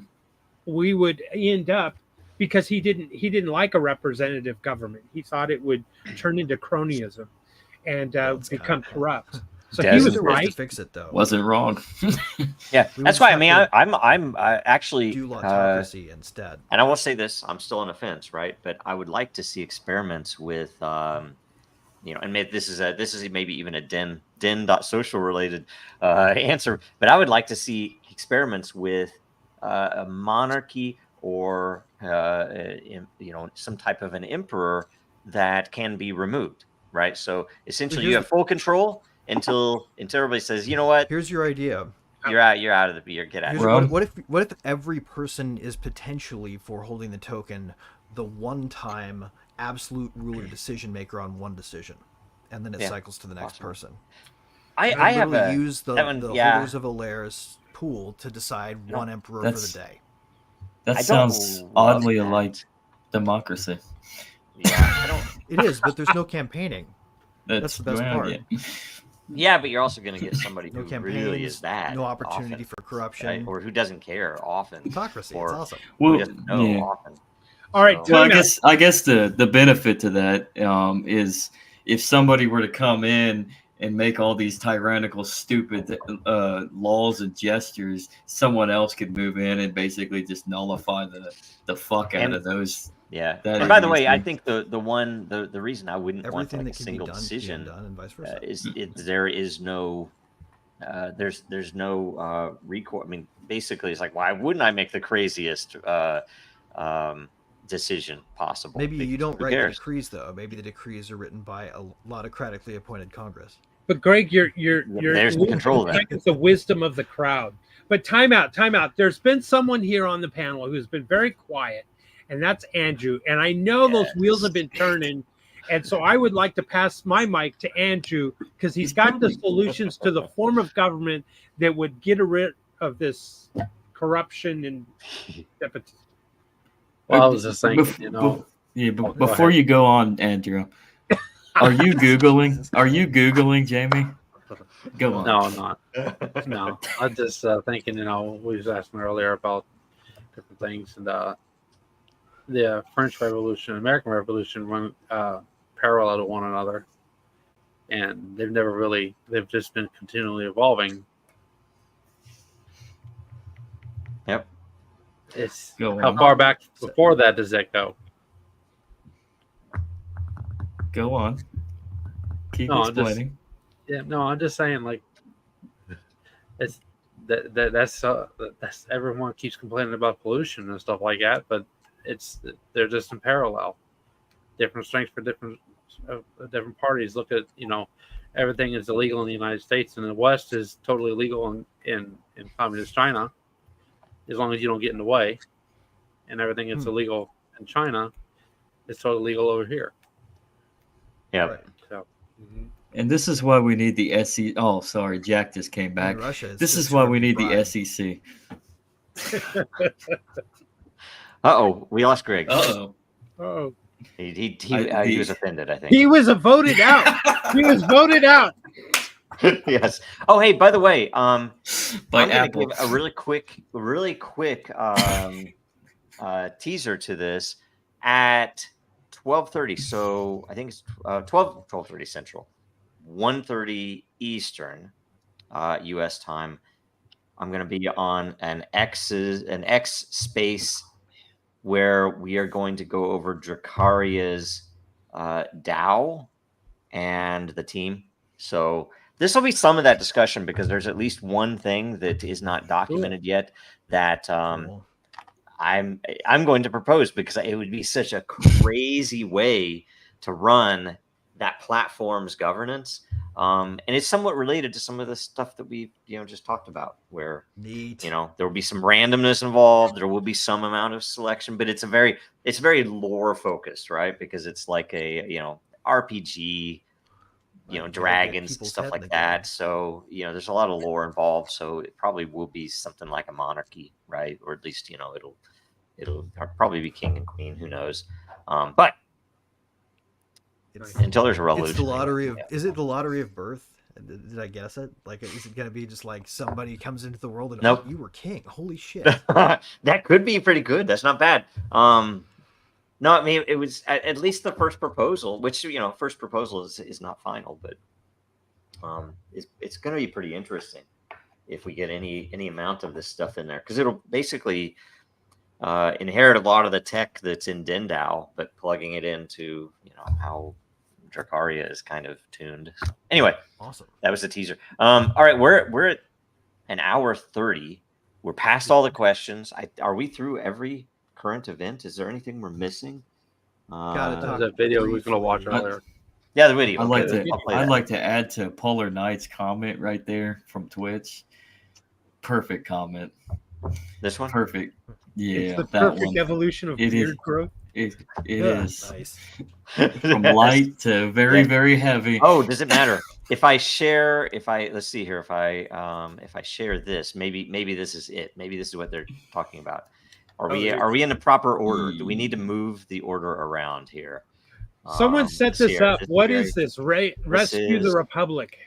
Maybe This like was really this, good, by right? the way. Is that right? Yep. And do we have the beard growth correct? I didn't realize what they were Oh, yeah. saying. Everyone until- get in line. Oh, it's like boom, boom, boom, boom, boom. That's good. That's good. That's really good. We have to start. I'll tell you what. From now on, at the beginning of the episode, before we go live, we will decide how we are going to sort the camera boxes here. Okay, and then the people will have to decide what is the sorting. What's the key here? What's the pattern? Right. We'll do that. That'll be good. All right. I'm going to throw this on, and we're starting at 5.5 minutes. It is 24 minutes, so it would run the rest of the show. So I will stop it early, randomly. All right. And tell me if it's too loud or too quiet. All right. Yep. Is it good?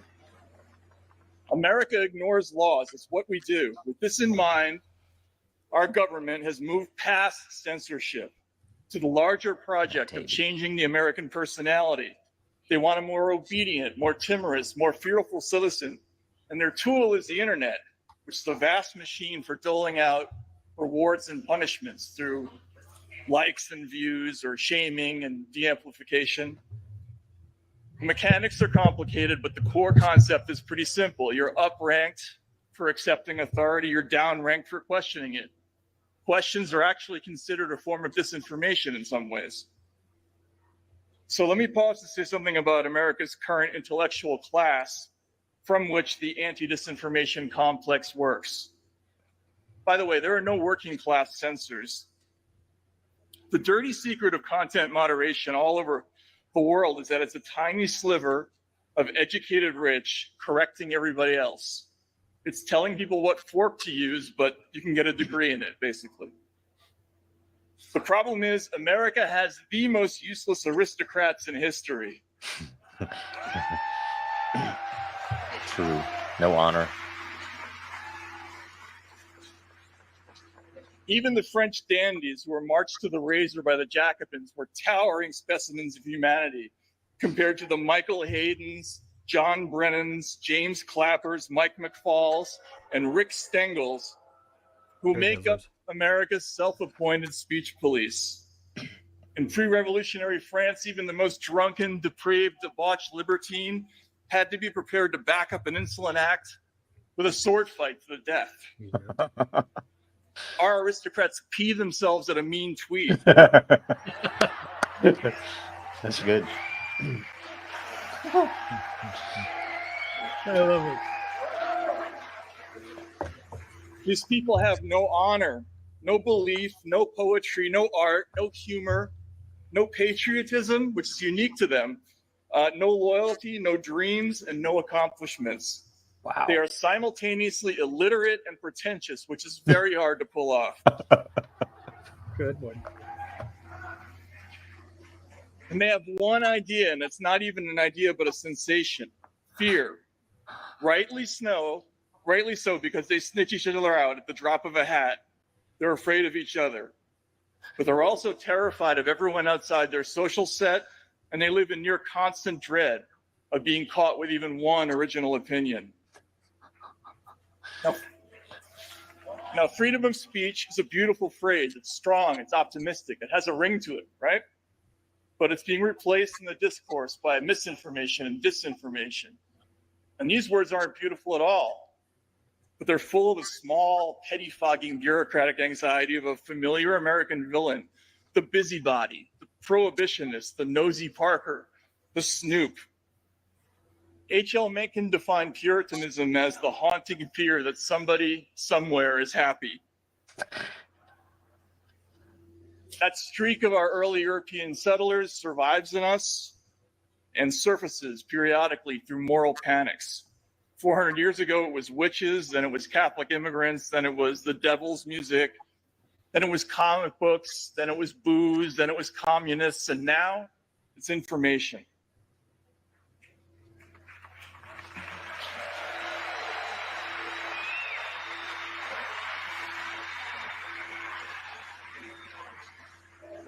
And because freedom of speech is now frequently described as a stalking horse for hate and discrimination, the phrase appears less and less. Speech is mentioned in reputable media really only as a possible vector for the disease of misinformation or disinformation.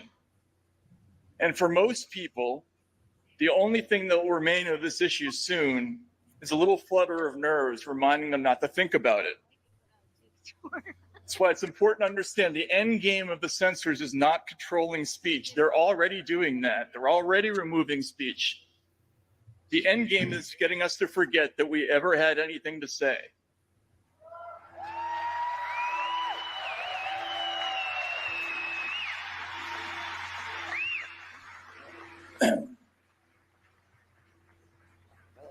Yeah, that was the bummer part of the speech. To small thinkers, speech is just a wilderness of threats. You know, the people who look outside the window and they see nothing but ticks and bugs and germs and bats. The people who built this country, whatever else you can say about them, they weren't small thinkers. They were big thinkers. And by that, I mean not just intellect, but arrogance, gall, brass, audacity. Kurt Vonnegut, sorry.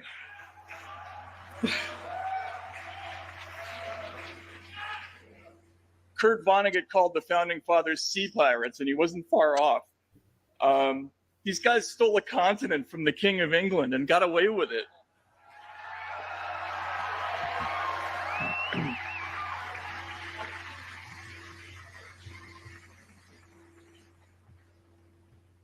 And you ever think about why people root for the robbers in heist movies? There's a little bit of outlaw in all of us. Eminem said there ain't no such thing as halfway crooks, and there was nothing halfway about the writers of the Constitution. James Madison, the author of the First Amendment, foresaw this exact situation of a government that ignores laws. In fact, and I didn't know this until I had to research the speech, he was originally opposed to the Bill of Rights because he didn't think paper guarantees could stop a corrupt government. So he thought bigger. He put together a document that was designed to inspire a certain personality type that would resist efforts to undo the experiment. And here a very important quality came into play. James Madison was a great writer. The 44 words of the First Amendment were composed with extraordinary subtlety. Congress shall make no law respecting an establishment of religion or prohibiting the free exercise thereof or abridging the freedom of speech, and here's the alliterative part, or of the press, or of the right of the people peaceably to assemble and to petition the government for a redress of grievances. Yes, let's applaud for that.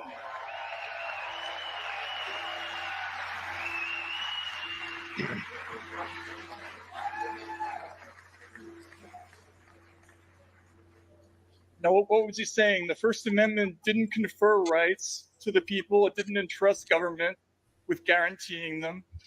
Instead, the founders stood to the side the way an old country recognizes a new country, and they simply acknowledged an eternal truth, the freedom of the human mind.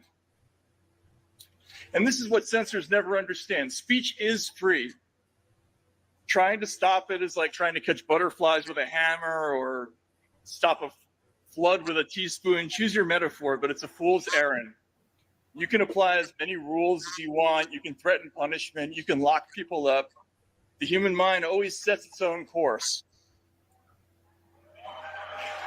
even in spite of itself.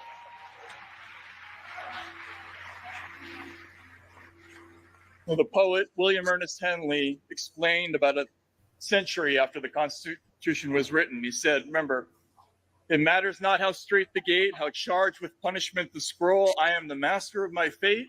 I am the captain of my soul.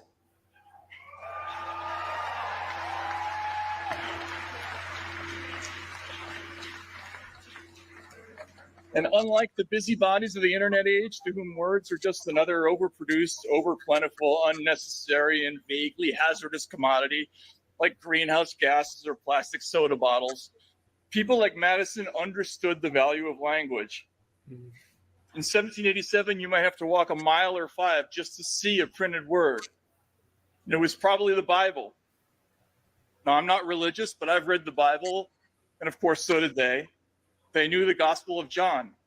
In the beginning was the Word, and the Word was God, and the Word was with God, and the Word was God. And this was a reference to Genesis. In the beginning, God said, "Let there be light," and the world was born. So for them, the Word was infused with the power of creation itself. It wasn't a small thing. This wasn't just law. This was metaphysics. This was cosmogony. We were a little country run by a bunch of jumped up tobacconists and corn farmers who needed an ally to withstand the wrath of European royalty. And we got it by lighting a match under human ingenuity and creativity and passion.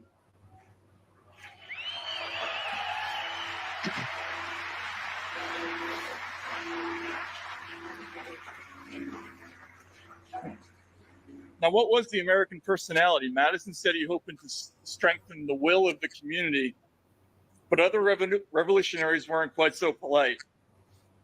Thomas Paine's central message was that compared to even the humblest farmer was a towering moral giant compared to the invertebrate scum who wore crowns and lived in British castles.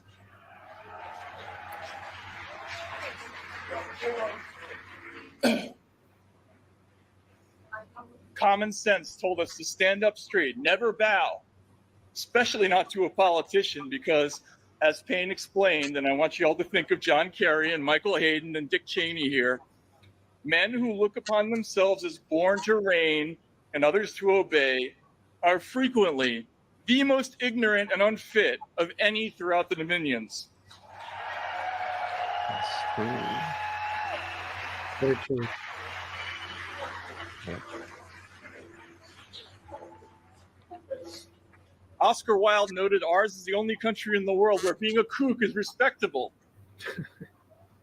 Every other country shunned the tinkerer or the mad inventor or the crazy genius, and they cheerfully donated them to us, which turbocharged our American experiment.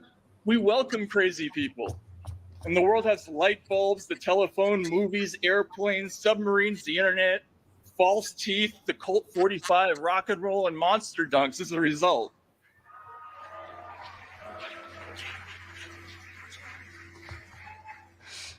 The Wilde lampooned our ignorance and our lack of artistic sophistication and our occasional intolerance for ugly words. Hilariously, he refused to speak at a town that named himself Griggsville. He didn't want to encourage them. But his final observation about us was a supreme compliment. He said, "The Americans are the best politically educated people in the world. It is well worth one's while to go to a country which can teach us the beauty of the word freedom and the value of the thing, liberty." In my 20s, thank you.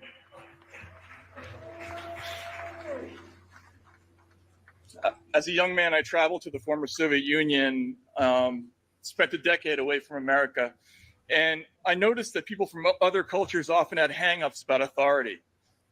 The men from autocratic countries in the Middle East, they were always seemed to be coming up to me sideways and whispering as though they were afraid someone would hear, even if it was something meaningless. They would say, "Listen, my friend, the only good song George Michael ever wrote was Faith." And I'd say, "Why are we whispering?" And they'd say, "I don't know." People who grew up in places with the Queen and their money were class conscious and calibrated what they could say according to who else was at the table. Russians, they were like us. They're expressive and free-spirited and funny, but they're infected with a terrible fatalism, and they freeze around badges and insignias and other symbols of authority as if they have magic power. And over time, I realized I like being an American. For the first time,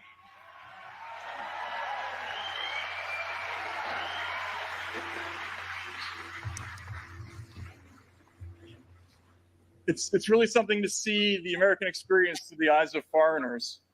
I did an interview once at a restaurant in Moscow called Scandinavia, and a group of European diplomats was having a conference, and they were complaining about a table of loud Americans, the typical ugly Americans, and they sent a young Swedish waiter over to deal with them. And this poor young man, he leaned over to the biggest and loudest of these finance bros who reminded me of guys who dumped my books in high school, so I wasn't sympathetic. But he leaned over and he said, "If you could keep your voice down, sir." And the American turned and said, "Is that a question?" He said, "You mean be quiet, right?" And the kid said, "Yeah." And so he stood up and he said, "Look, you're over here because a bunch of Belgians over there are too afraid to come over here themselves. You're carrying that like the weight of the world. I can see it. Let it go, man. And now even the diplomats grew spines. They said, hey, we're not Belgians. The Americans said, you're Belgians. And he gave the floor to the kid who said, please be quiet. And they gave him a $100 tip. And the kid walked around the rest of the night like he owned the place. And he probably went on to, I don't know.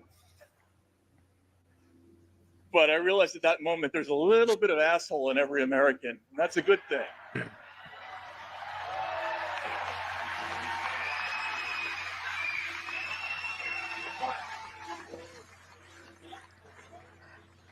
William Blake said, always be willing to speak your mind, and a base man will avoid you. And people from other countries have trouble with that concept, but Americans, we're born with it. And by the way, propaganda is the same trick. It's always the same thing as what happened in that restaurant. It's always someone else trying to make you feel bad for their mistakes, for their weakness. Don't go for it. Don't be ground down by it. Our tradition says stand up and give it back, which is why I say that Kerry, Hayden, Cheney, Adam Schiff, Craig Newmark, Reid Hoffman, Pierre Omidyar, and especially that Time editor turned self-appointed censor, Rick Stengel, should be packed into a rocket and launched into the fucking sun.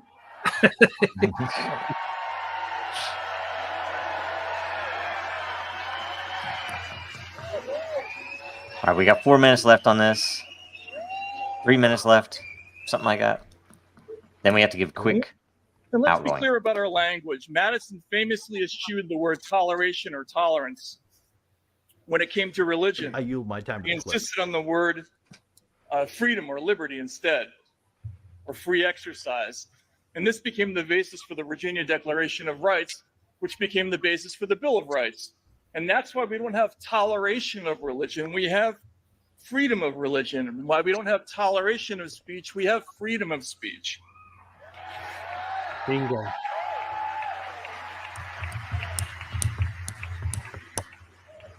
That's using the right word at the right time. So to the people who are suggesting that there are voices who should be ignored, or people who are suggesting that I'm saying that I'm encouraging mistrust or skepticism or of authority, or that I'm obstructing consensus, I'm not encouraging you to be skeptical of authority. I'm encouraging you to defy authority.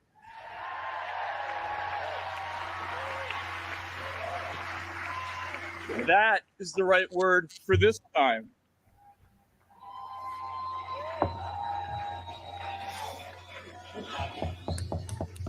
And to all those snoops and nosy Parkers sitting in their Homeland Security funded centers of excellence, telling us day after day we must think as they say and vote as they say, or else we're traitorous, Putin-loving fascists and enablers of dangerous disinformation. Motherfucker, I'm an American.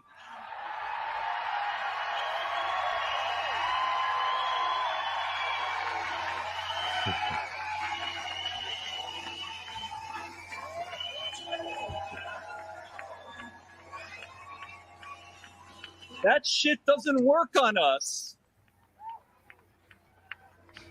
And how can you impugn our patriotism when you're sitting in Klaus Schwab's lap apologizing for the First Amendment to a crowd of Europeans?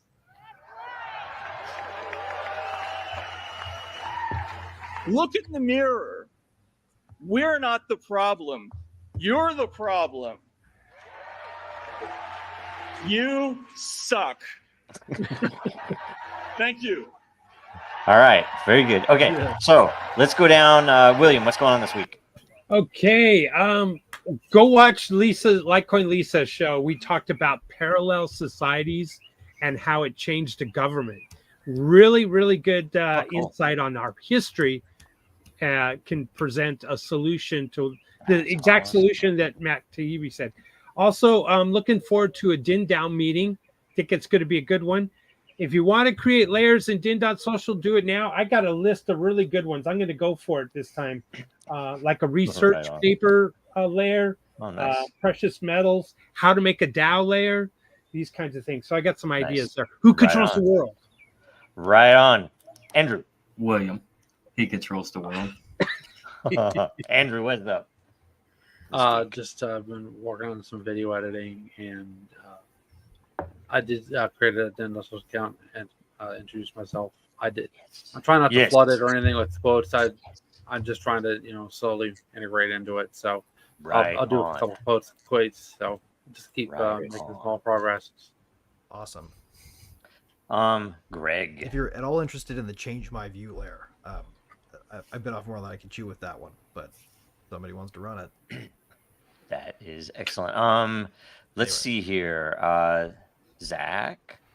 You can check out The Legacy, right? We are now episodic live on Friday nights at 9 p.m. Eastern. I got to learn to say Eastern because of different time zones, but Eastern on YouTube and X, and just chucking away and trying to expand this thing. So okay. At the Sonic, you say? What is it? At the Sonic, you say?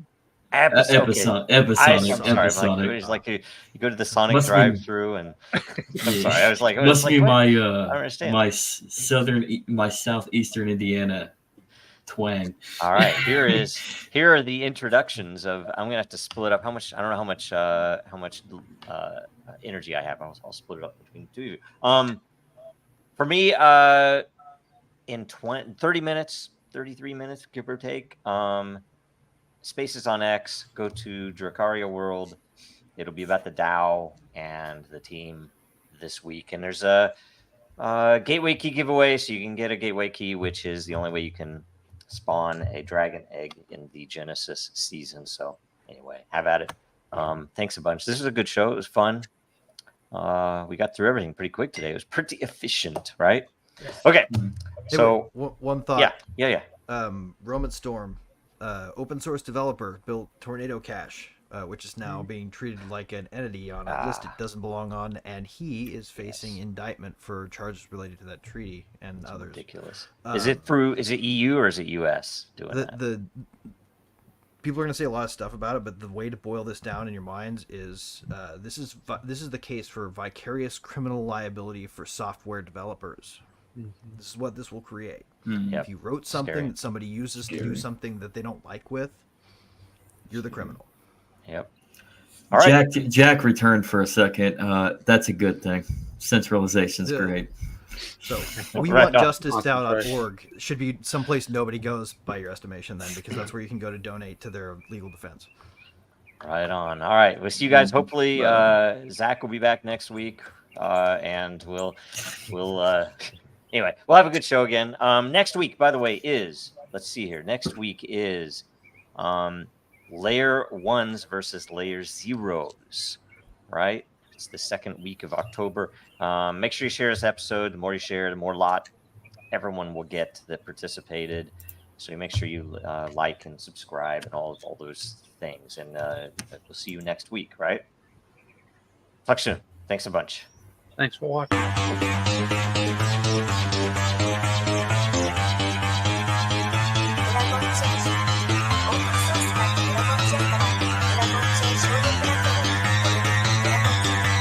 Because that goal will serve to organize and measure the best.